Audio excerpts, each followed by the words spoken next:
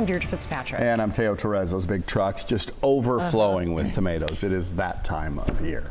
All right, let's go to meteorologist Eileen Javora. And you know, yesterday I couldn't believe it. I looked at a little temperature gauge. It isn't always accurate, but it was like far from 80. Yeah. Underneath the clouds yesterday, some of us, yes, did not even break into the 80s. But that's going to be a change today because we are seeing that weather system that was around yesterday finally starting to make its push into Nevada. It's lingering with some clouds over us this morning and even some higher elevation showers, and that touch of humidity is still there in the air. So here's Doppler radar, and a closer view shows over the past few hours we have still been seeing occasional showers near Tahoe and especially over Alpine County, Tuolumne County. A closer look shows that we've got a couple little downpours, but these are in the very high elevations for the most part, and then making its way into Nevada right now. There's even a couple of lightning strikes there east of Reno. Skies filled with a few clouds. This is what it looks like at Stockton right now as we see those clouds off there in the distance. As we look at the hour-by-hour forecast for Lake Tahoe, you can see that in the hours ahead the clouds linger. Perhaps there's a shower at the end of today, but I think for the most part it is going to be much quieter.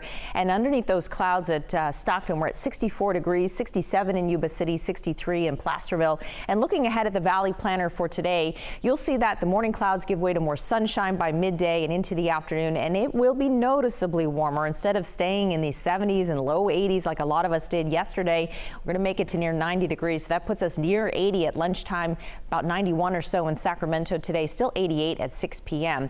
Days ahead look a lot warmer. We're going to be talking about temperatures flirting with 100 sometime soon, and we'll look at that forecast coming up. Here's Brian with an update on the roads and some issues. Yeah, that northbound side of Willerga Road near PFE Road still closed, and you can see why. You can see a pickup truck here on its side, and just beyond that, you can see the front wheel of a car that's on its roof pinned between that truck and the power pole. So two vehicles involved, one on its roof, one on its side, and an extensive investigation underway, and that is why the northbound side of Willerga Road is closed at the intersection of PFE Road. Southbound Willerga still getting through. PFE not affected by this.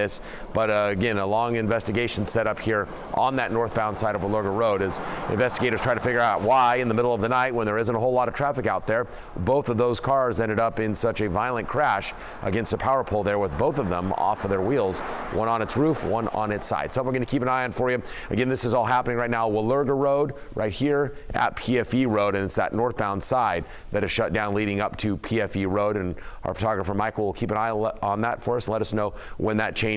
Westbound Interstate 80, we've got a big rig overturned right near Donner Pass Road. We're keeping an eye on that as they've called in a big rig tow truck there to get that truck back up onto the freeway, but that's going to be an extensive operation there as well. Here's a look at Highway 50 right now as you make your way through West Sacramento, looking pretty good there at Harbor Boulevard, and coming in Highway 50, no delays on the main line. Interstate 80 looking good through the split and over the top there, no delays on that stretch. 5 and 99 incident free coming up from Elk Grove. Checking in on Stockton, no problems to report here, and further through the Tracy Triangle, things again the usual, slowing across the top of the triangle, about 30 minutes there, but no major delays. Back to you. All right, thank you, Brian. Well, now let's go to a developing story and concern growing across the country over close calls on airport runways. In fact, the FAA is calling for safety meetings at dozens of airports, including 2 in Sacramento. Mike Tassell joins us live from one of those airports, Mather, with more on just how big of a concern this really is, Mike. Yeah, and good morning. And yeah, we're right outside the tarmac here at Mather Airfield. Behind us, you can see the familiar UPS cargo planes loading and unloading as they normally would here this morning. We are learning more about why airports in Sacramento are being included in this order for urgent runway safety meetings nationwide. This order stems from an increase in close calls on runways across the nation. The New York Times finding 46 runway incursion incidents in July alone. The FAA data confirming 985 incidents so far this year. So on that list of 90 airports urged to conduct urgent safety meetings, according to NBC News, are Sacramento's Mather and Executive airports. Why? Well, I did some digging. Back in February at Executive Airport, 2 aircraft came within 65 feet of one another when an aircraft attempted to land on the runway without authorization. And in May at that same airport, there were 2 separate incidents of vehicles driving on the runway without approval.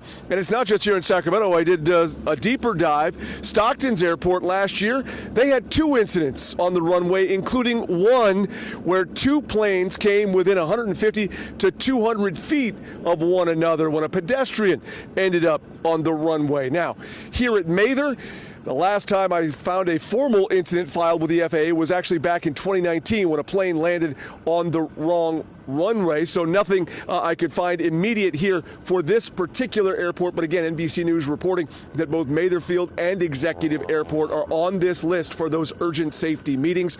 Notable that Sacramento National Airport was not on that list. Regardless, yesterday the FAA posted a detailed statement online stressing the safety of U.S. air travel, saying that since 2019, U.S. airlines have carried more than the world's population without a single deadly crash. Live at Mather this morning, Mike Tassell, KCRA 3 News. Mike, thank you. Coming up at 7 this morning, Tom Costello is going to be taking a closer look into those close calls in the skies and on the ground, what pilots are saying about these runway near incursions. Our coverage is continuing this morning on the Today Show here on KCRA 3.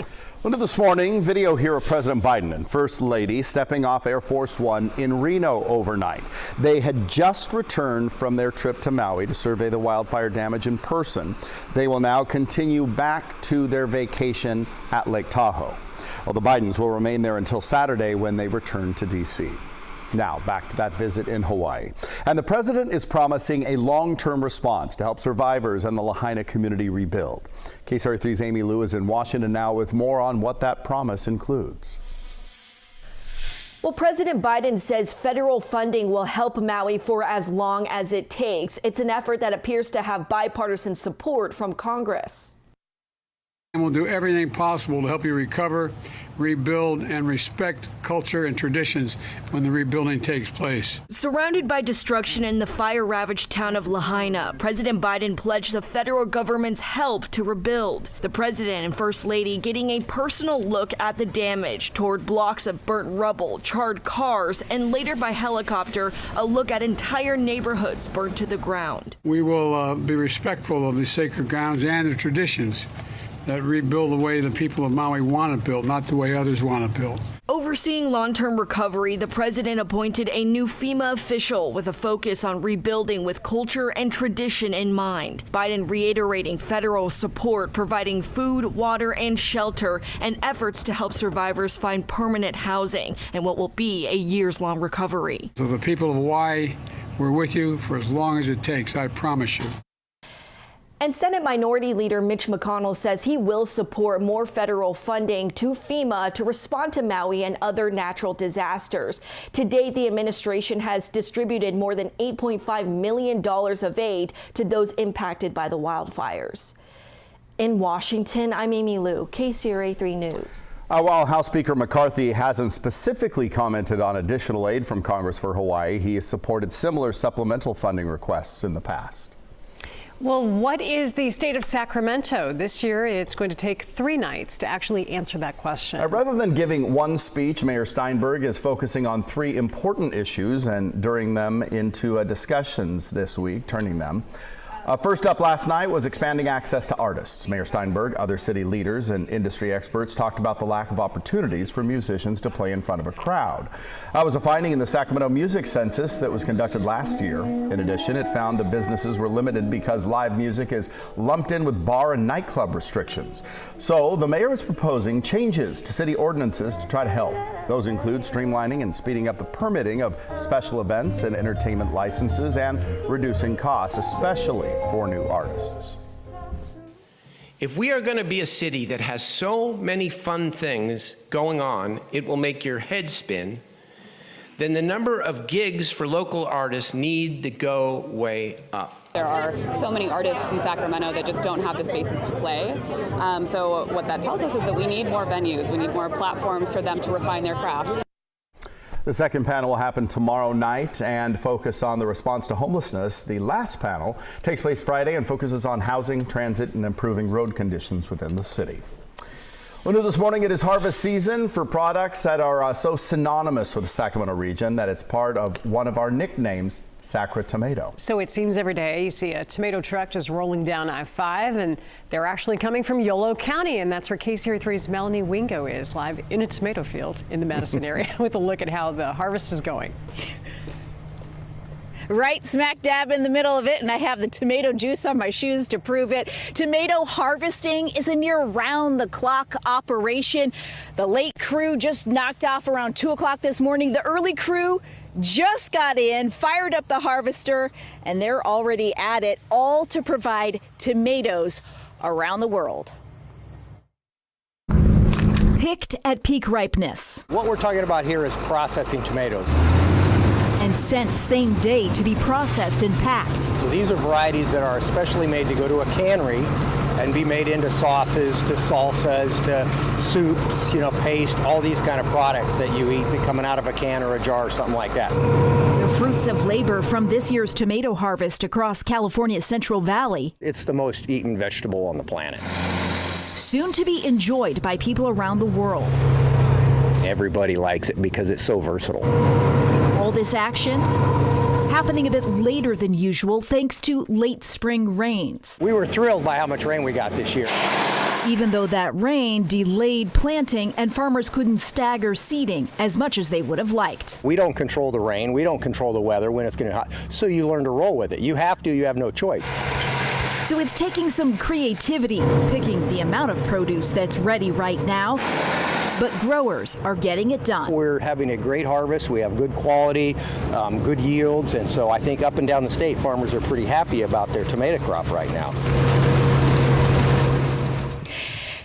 So the Robinger Brothers Farms will wrap up their tomato harvest in September. Some other growers in the Central Valley of California will wrap up their tomato harvests all the way into October. So still several more weeks that we'll be seeing these harvesters in the fields and those tomato trucks out on the roadways. Reporting live in Yolo County, Melanie Wingo, KCRA 3 News. All right, Melanie, thank you.